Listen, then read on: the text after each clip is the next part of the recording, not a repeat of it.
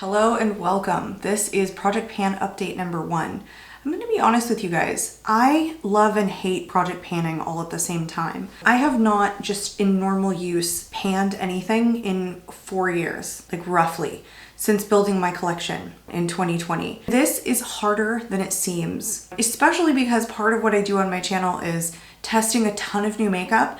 And then also during my declutters at the very end of the year, I started a chopping block. And so I needed to retest all of the items that I basically had big question marks about. Some things I just couldn't remember, some things I had accumulated and hadn't paid enough attention to in a while. Was kind of learning what I wanted to do with testing new makeup and like personal use on my channel for pretty much all of 2023. So I feel like I have a better understanding now. But 5 months ago, I did a makeup declutter and decided that I wanted to start a small project pan on my channel. So I had selected some items in that video. I wasn't really sure where I was going with it. A lot of the items that I selected were just items that seemed to be a little bit older in my collection that I didn't want to get rid of because they were going to turn bad, or they were smaller, or they already had significant use and I thought it would be easy to pan them. So here we are 5 months later. This is going to be project pan number 1. I am going to show you guys cutaways of what the stuff looks like in the use up close. I don't have any previous footage because you can basically just assume, since this is project pan number 1,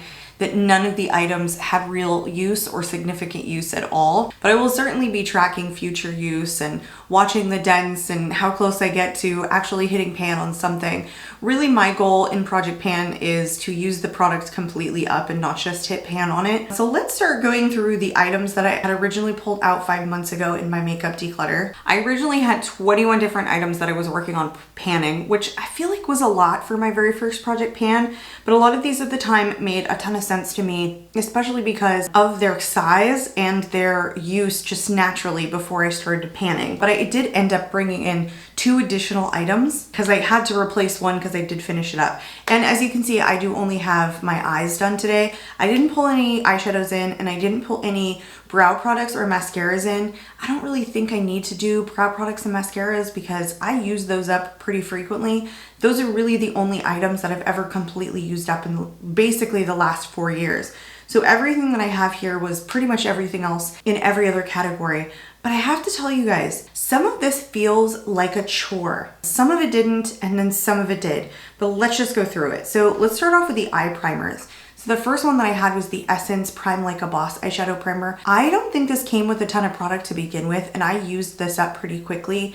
It was nearly done when I first put this into a project pan, so it didn't have a ton left, and I was able to completely use it up. And I did one eyeshadow primer at a time because I do have 2 of these. I have never panned or completely used up an eyeshadow primer before, and I don't even use them on an everyday basis. I liked this one, not with every single shadow, so I kind of had to force myself through that one. One that I really do like that honestly is an oldie and was really popular several years ago, but I feel like for good reason, because this is one of my few eyeshadow primers that none of my eyeshadows skip, or if they do, like very few of them. So I did use this today, but it does have a little bit left. I want to say it's probably because I use so little, it's probably got 4 or 5 uses left. Like even though it's a small tester tube, this is not a mini, it was like a free tester with a purchase. I still feel like I can probably get 5 uses out of it. And I'm somebody who will like bend the tube to get the last bit out of it. I do that with my skincare, I do that with my toothpaste, I'll like roll it up. So I really want it to be like empty, not just like, I squeezed it, it's done. So I'm still working on this one. I had some face primers, I pulled in 2 face primers. The first one was the Tatcha Silk Canvas. This was just a mini, so this one is only 0.35 ounces. And this one was about half full. And I did say that I liked it. It wasn't my favorite, but because it was half done and because even these minis are pretty expensive, I wanted to get my money's worth out of it and use it up because I felt like it was attainable. And I finished it off really quickly. I would not repurchase this. This is not something that I find does a ton for me. I have oily skin and I don't feel like this locks my makeup down. It's smoothing, but I have other smoothing primers that are more affordable, so I wouldn't repurchase it. And that's why I say like panning for me is just kind of a chore. There was so many times that I had to force myself to do it that I just don't know after I kind of get through this initial project pan and kind of see where it takes me, whether or not it's how I'm going to continue using my makeup in the future. Will I collect a ton of items and try and pan them all at once? Or will I just find the items that I love and kind of like force myself to declutter the stuff that I don't, so I use those ones that I love?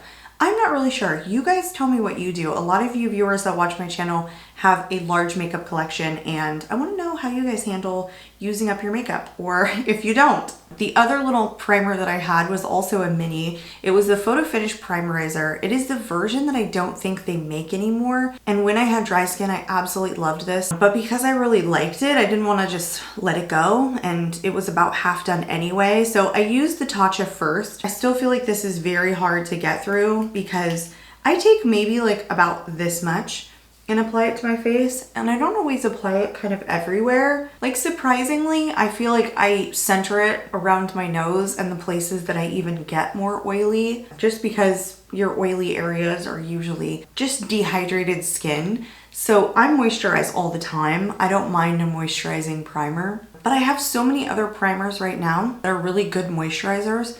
So again, I wouldn't go out of my way to find an equivalent made from Smashbox. I would just use this up and just move on to the other ones I'm ignoring.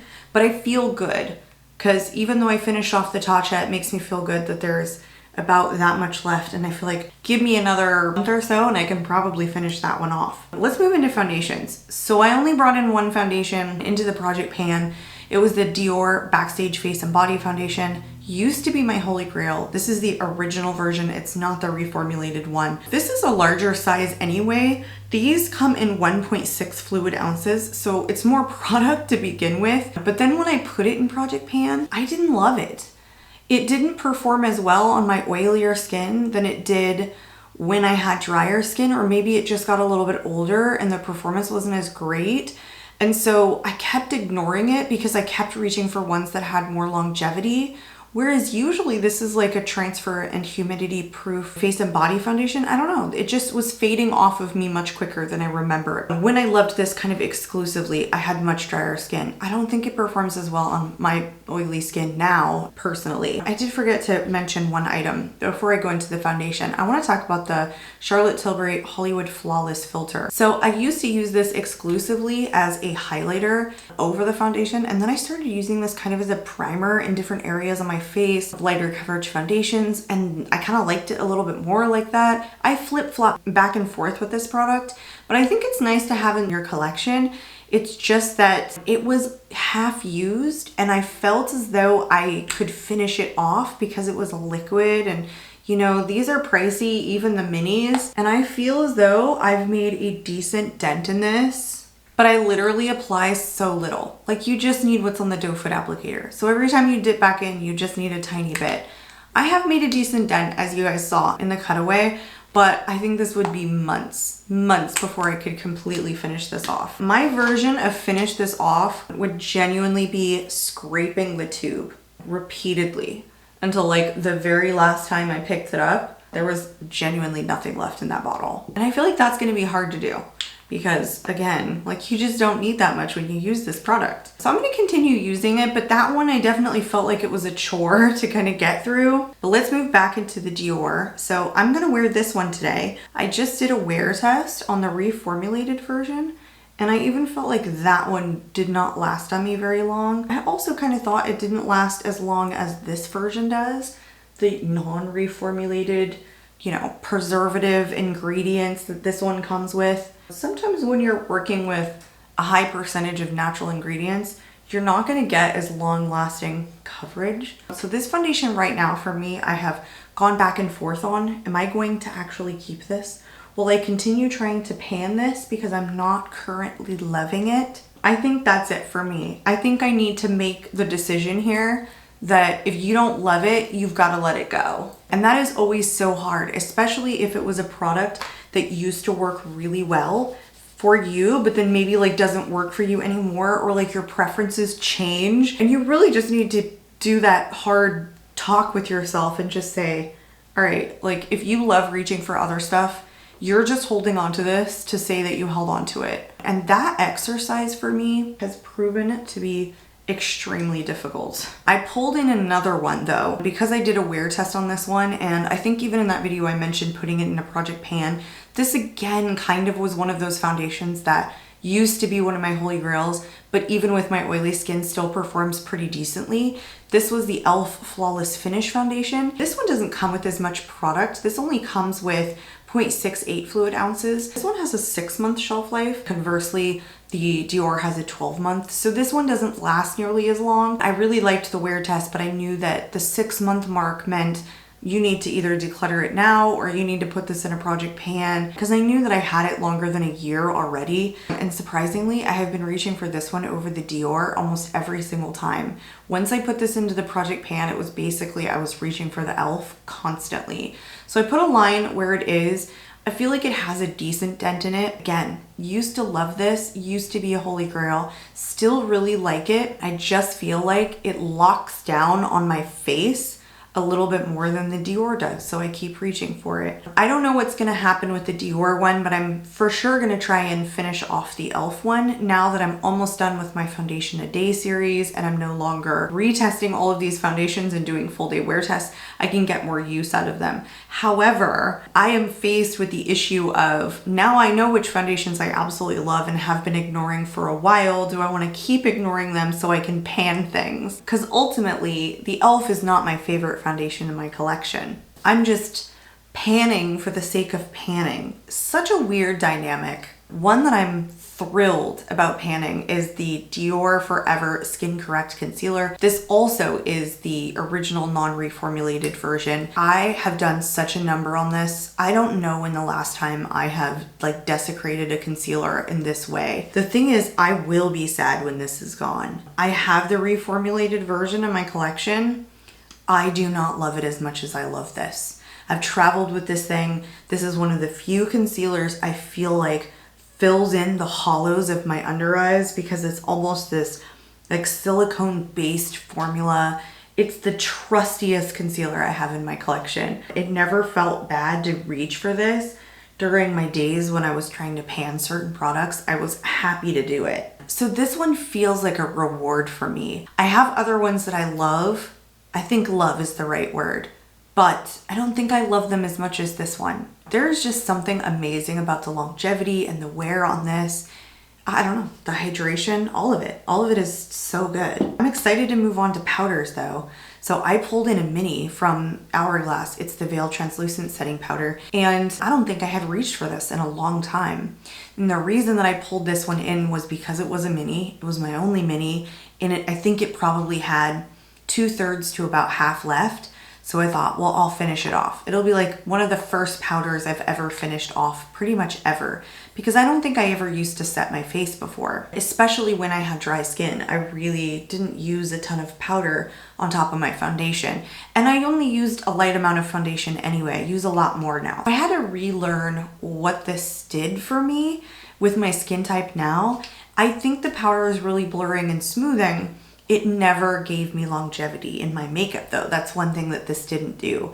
I took out the sifter on it because I was determined to get every last little powder. I felt so good, but I did get a backup of it, like exactly a mini in, I wanna say the Vogue advent calendar, and I ended up passing that along because I knew that this wasn't something I wanted to repurchase because I was panning it and it wasn't locking my makeup down. I pared down my powders pretty well, and this one just doesn't like honestly have a place. I have a lot of blurring ones. I was glad to finish it off. It was pretty for a short period of time. That's all great. Me personally, it just didn't give me the longevity, so rewarding, just not a repurchase. The one that I ended up pulling in that I didn't talk about in my original pan was the Beauty Bakery Flower Better Not Bitter Setting Powder. This one used to be my holy grail. Quite frankly, this is one of my favorite powders when I had dry skin. I wasn't sure if it was gonna work as well on me with oily skin now, but I felt like this one was the next one to be put in the project pan because it was probably the oldest powder I had in my collection. And I had a backup of it, but I felt like I don't need to be holding on to backups of powders if I'm not gonna use them frequently, or I'm gonna keep purchasing them, or I'm not gonna pay attention to trying to pan them. I don't know why I feel that way about powder, but I'll just keep buying blush like there's no tomorrow. It's weird how your brain works and how it prioritizes things. But anyway, back to the powder. It is amazing. It is freaking amazing. I actually started to think that I screwed up in getting rid of the backup because this powder is so blurring. It locks down my makeup for so many freaking hours during the day. It is so freaking smooth on the skin. Like, where did my pores go? Oh, I don't have any. My skin quite likes it. Although this powder does have talc in it. I mean, there's other active ingredients in here, but talc is something that a lot of companies, I feel like, stay away from putting in their products because it dries your skin out. But I don't find that this dries me out. It never did when I had dry skin. That's how I ended up getting the backup in the first place. But I'm nearly at half of this one already because I'm using it like crazy. The thing is with setting powders, I don't test that many. So I can pretty much just keep grabbing for this one over and over on a daily basis. There were a couple though that I did throw into the chopping block, but I was using those a handful of times and then making a decision, and then they were kind of like going away. I wasn't like continuing to use them necessarily after I tested them. So powders, I feel like now, I think I'm learning my way around how I like to use powders and like buy. If you're a finishing powder and you're beautiful, you can stay if I'm not looking for longevity. Otherwise, you can't stay in my collection unless you're just gonna make my makeup last like crazy. That's what I've learned about this particular panning exercise. I had one setting spray and I decluttered a ton of setting sprays at the very end of the year, and I only held on to 4, and I think even one of them was like a fixing mist. I finished this one off pretty quickly after the project pan because I feel like it just had like, oh, just such a tiny bit left at the very bottom. I think it was good. Again, probably not something I would repurchase. Setting sprays is almost, again, just something I don't use. I felt like this wasn't a chore to finish off because I was spraying my sponges and I was also using it to set my face. I feel like there's definitely better products suited for me and my oily skin as it relates to setting sprays. I'm more likely to reach for those than the Urban Decay, but I panned it. I feel good about it. I love having some empties in this video, even though like project panning in essence of itself is like to hit pan. Let's move into bronzers. I think I only had 2 bronzers that I pulled in. Both of them were a little bit older and one of them really small. So the first one was the little mini Marc Jacobs Tan-Tastic Omega Bronzer. You guys, I've had this for a while. I love it. A lot of people talk about this just being a really good shade, but it is one of the hardest things to pan. I've made a dip and I feel like I am so close to hitting pan on this thing, but I haven't done it yet. And I have been using it like crazy. I think I've traveled with it a couple of times even to try and just make a point to use this product up. But it's a lesson. It's a true lesson here in how difficult it is to pan something and how long a makeup product can really last you. Like if you had 2 in your collection and you were bouncing back and forth between the 2 of them, I mean, it could be all year. You really only need to buy a new bronzer once a year, basically. Even something this small is really difficult to pan. I'm not gonna use that one today though, because that one has more use. I'm gonna use this one from the Balm. It's the Balm Desert Bronzer and Blush in one. Balm products have been known to like turn. Mine even has like the little bumps on it, but I don't wanna get rid of it because it's such a beautiful reddish tone because it's that blush and bronzer. But it ended up being something I found to love in a shade for me. And so I was like, well, wow, I mean, the Balm already made something like this. I was just out here waiting for people to make reddish tone bronzers, and I already had one in my collection. So I pulled this into the project pan. I used this thing like crazy, not even like barely a dent. I mean, when I see people's makeup used up or huge pans and dips in it, I'm like, am I just tapping in like super duper light? I feel like I was using this product for 3 weeks straight and it looked exactly the same as when I started using it in the project pan. I have a hair somewhere, but I mean, shouldn't go overboard with bronzer anyway, even if I do. So you don't need a ton. So I feel like there's no real progress or update on this one at all. I feel like I made much more of a dent with the Marc Jacobs than when I first started this. So I'm making some progress somewhere, just not with the Balm one. I had two blushes that I pulled in for my Project Pan, and the reason I pulled both of them in were because they were a little bit older and they felt like they were starting to dry out just a little bit. The first one was the Honest Beauty Cream Blush in Rose Pink. This one had kind of dried edges. It was a little bit longer. This is a clean formula anyway. I really loved this shade. The formula though still felt good, and I had another one of her blushes in a peachy color that really dried out on me, where this one still stayed emollient. So I thought, well, I love this product so much, I should really just pull it in and get use out of it, because if it's like the other one, it's gonna dry up as well. But the blushes have been so hard for me because I test so many new blushes. A ton of blushes went into my chopping block. I feel like I barely even have had time to use this product. That's kind of how I feel. And again, you don't need a lot. Like, I'm taking a fluffy brush right now and I'm dipping into the product. Like, how much is that actually taking? And that's pretty much all you need.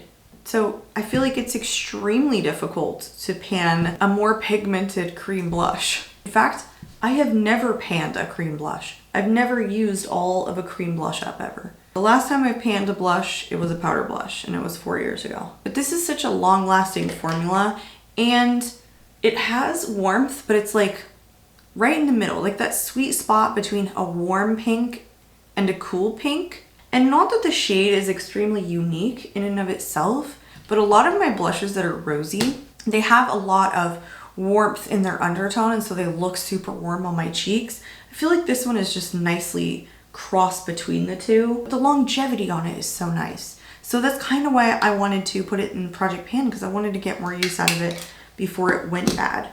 The other one that I had was the Higher Standard Satin Matte Cream Blush in Self Love. This is a really intense, very pigmented product, and this is kind of a mauve shade, but it looks like a deeper purple when it gets to my skin, so it's not something I reach for all the time. You can see my hole in the very middle, like the dip that I've made is because I use this product a lot with a butt end of a sponge, and so like that's the indentation that I've made in this, but it still feels super creamy. Again, it was just kind of old in my collection, and so I was like, ooh, I don't want to let this go. I really like this shade. I could repurchase, but because it still felt like extremely creamy, I wanted to bring it in. But boy, I feel like I've reached for this one more than the one from Honest Beauty, because this one just has a nice little dip in it. Let's move into highlighters. I had originally pulled into highlighters. I haven't added any, but I'm wondering if I may end up decluttering one. First one that I pulled in was the Anastasia Iced Out Highlighter.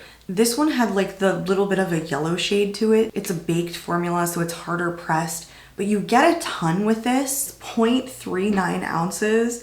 It's yellow, not a highlighter that I have a ton of, and I'm really into like yellows occasionally. Actually, maybe not occasionally. I like a yellow highlighter pretty consistently, but this is proving to be extremely difficult to hit pan on. I have been using this like almost exclusively when getting ready, this one and the other one, and boy, it barely even looks like I've made a dent. Like you can see my little tiny brush strokes, but again, highlighter is just not something you need a ton of.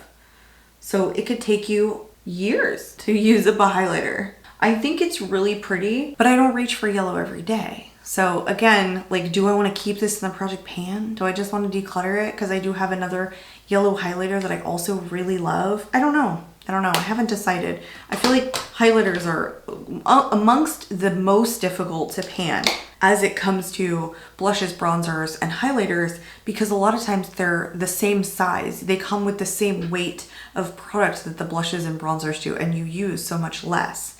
The other one that I had was a mini. It's pretty much the reason that I pulled it in is because it was a mini, but I've also traveled with this several times. So I had a decent use out of this already, but I've created what I feel like is such a good dip for a highlighter. I have never put a dent in a highlighter like this before, because before 4 years ago, I never used highlighter. So this was new for me anyway. I'm a little shocked I haven't hit pan on this since I've been reaching for it so much, but I've also found that I don't love this one as much as I used to, partly because this one in Champagne Pop is a little bit probably darker than I am going for these days. It kind of has a little bit of an orange shift to it, you know? It's a little bit orangey. And not only that, but I find it so intense that it sometimes swallows my blush hole. Like if I just lay it on, it won't mesh in with the blush nicely. It'll sit on top of it. And so every time I look at it, I just think, do I want it to swallow my blush today? So I've been apprehensive about reaching for this one. Again, another one I've considered, like, just get rid of it, declutter it. And I had another mini of the Champagne Pop in a different packaging, and I ended up just getting rid of that one. Something I wouldn't repurchase. I found so many other faves, but I'm still gonna keep it in there for a little while, I think. For now, that's how I feel about it. I had 2 lip liners. The first one was an oldie from Marc Jacobs, and this one was a nice mauve shade in Primrose. I find lip liners to be extremely difficult to, and I honestly don't use lip liner every day anyway. This one is drying out a little bit though. I think it's still creamy enough to use, but it's just one of those shades that I really like. Like, I'm into a very mauve lip color, so this matches with a lot of lip colors that I'm grabbing. Or if I'm just using a gloss, I don't typically use browns or nudes because on me, they tend to wash out my lips. They're just not flattering shades. But this one for sure is getting drier, like a little bit tuggy. As you guys saw, there's like a ton left in here. And lip liners, unless you're using them like every day, I feel like they're very hard to use all the way up. The other one that I had is a shade they don't make anymore from Smashbox. It's one of their Always Sharp lip liners. This one is in Nude Light. They do make these, but this particular shade, I don't think I've been able to find on their website. I am so happy to have used this up. This is kind of one of those nude colors that I can get along with because it's warmer. So for example, it doesn't wash out my lips and you can pair it well with some type of gloss that maybe like looks in this shade. Completely gone. I can finally like throw this away. This already went into a Beauty's Empty video a while ago, but it still had a little bit of something left and it just kept coming. I was using it and it just kept coming. And I finally was like, all right, like every day I'm gonna wear this. We're gonna use this up. So I did, so I feel good about that. And then I had 4 lippies, 4 different lip products that I pulled in. Some of them because they were minis, some of them because they were older, some of them because I loved them and they already had a good amount of use. So the first one that I pulled in was from Kiko Milano. And if you guys have heard me talk about their lip products, I'm quite a fan. This is from their Beauty Essentials collection. It was the 3D Effect lip gloss. And this I had used up so much because it's one of my favorite sparkly 3D Effect lip glosses that I have. Actually, it might be my favorite because it's kind of non-sticky. It's not in the absence of being sticky. It's just smoother than a lot of lip glosses, has good longevity. It has the cooling kind of like plumping. I don't think it's actually plumping. And I just love the way that it looks on my lips. I probably have like one other from Patrick Ta that I feel like comes close, but this one was my favorite. So I don't mind reaching for this at all. I just feel like it's a lot, you know? It takes a lot. Even though I feel like I've made a decent dent in it. That's why it went in the Project Pan originally. Then I had 2 minis. This actually was a free tester from Dior, the Dior Addict Lip Maximizer in 001. Guys, I cannot finish this tiny thing up. It is so hard. It is really, really difficult. I feel like I've done a significant number on it, but it's really difficult to tell because it's a very clear, milky look inside the tube. But I would say this is about half done. And that's it, just about half done. Because I think I'm reaching for the Kiko, like more than this, just something a little bit more shimmery. You know, when I have a choice on a day that I'm not testing a lip product, I'm gonna keep it in there because I still think it's good, but it's very frustrating. The size of that makes it very frustrating to not have panned. And then the last kind of glossy one is the one from Jouer in Rose Gold. I wanna say this one is honestly more than half done. Like this one is getting close to being done. But again, very difficult to tell in this type of like gloss, just kind of sits all around the component. But you know, if you hold it to the light and if you look in the tube, like there's just not a ton left in here. This one is more of a warm shade, but again, it's got those iridescent sparkles and I feel like it's one of the least like non-sticky. And maybe I pulled this in because I'm just really into kind of iridescent glosses at the moment. But part of it was because it was just a mini and I felt like I could make myself feel good that I finished it off because it would be easier for me to do. Next time I do a project pan, my goal would be to finish up those 2 products. 2 of the lip product category, like 2 of those glosses I'd like to finish up. The last one that I have, I've had in my collection for so long. It's the Clinique Almost Lipsticks in Black Honey. It's either that this gets thrown in the trash because it's so old or I end up using it up. It is so close though. I feel like I could do this. I feel like I definitely could move this somewhere else and use it more frequently than just when getting ready, because it has enough pigment that I don't reach for it all the time. Whereas like a gloss you can pair with anything. Like this gloss, it doesn't have enough pigment to really make a difference. And so I was using it more frequently. Whereas this one, because it has that pigment, I kind of feel like I can only reach for this, you know, in certain times. But if I were to throw this in the car, for example, where I spend a lot of my time, some days, some weeks, etc., I could use this up because I keep one in there, one that's relatively new, and I will finish it off fast. I have one in there now that's like 6 months old that I'm almost done with. So I could make more of an effort to pan this. And so the next update that I do, I want to have completely finished this one off. I hope you guys found this video enjoyable. I really don't know how a lot of project pans are done on people's channels. This is just how I kind of envisioned doing mine, kind of showing you guys cutaways. I'll be able to show cutaways on like side to sides, the next update that I do, so we can see like the progress. But this is really the #1 update, and I really didn't have any other prior footage. And you know, it's pretty much safe to assume that a lot of these things didn't really have any dent at all, kind of outside of what I already told you. And primers are not that exciting. But anyway, I would love to hear your guys' thoughts in the comments below. I just love to hear from you in general. I always do. I try and respond to every one of my comments. I appreciate you all. I'm out of here. Hope to catch y'all in the next video. Bye guys.